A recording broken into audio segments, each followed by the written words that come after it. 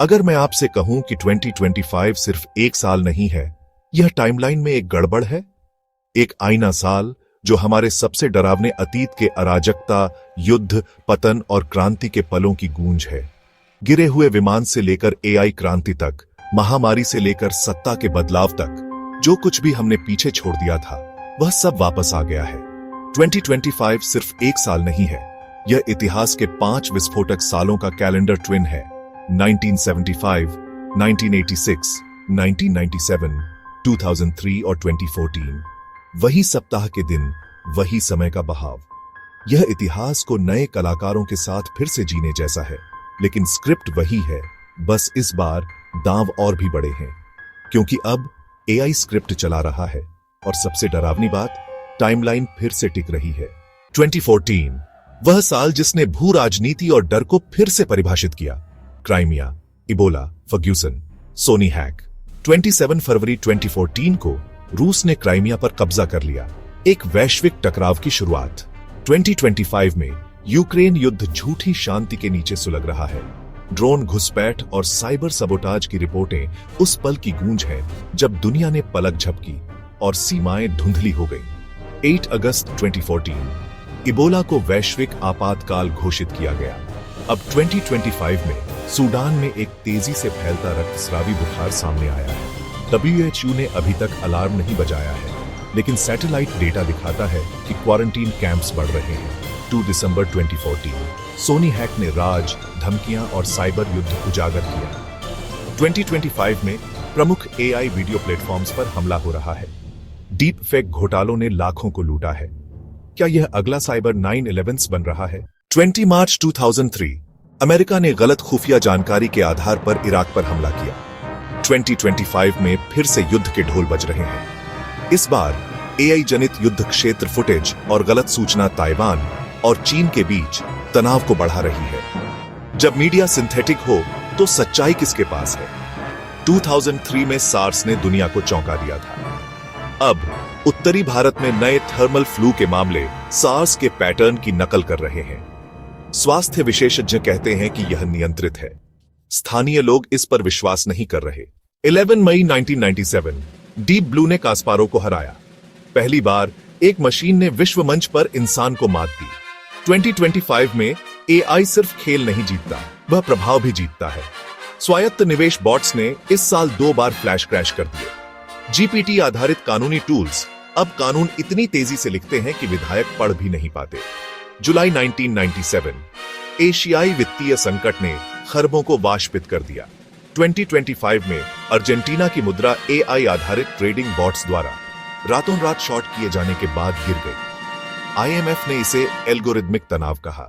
1986, आसमान में आग, कोर से मौत। 28 जनवरी 1986, चैलेंजर फट गया। यह मानवता के लिए एक छलांग होना था।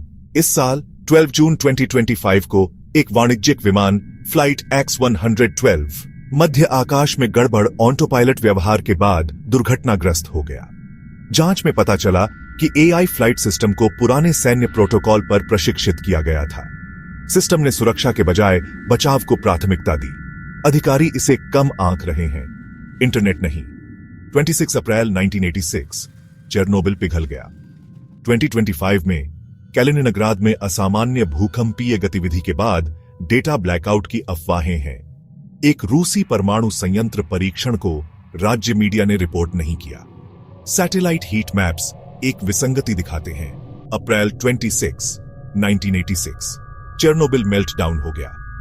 2025 में अनयूजुअल सीस्मिक एक्टिविटी के बाद कैलिनिनग्राद में डेटा ब्लैकआउट की अफवाहें हैं।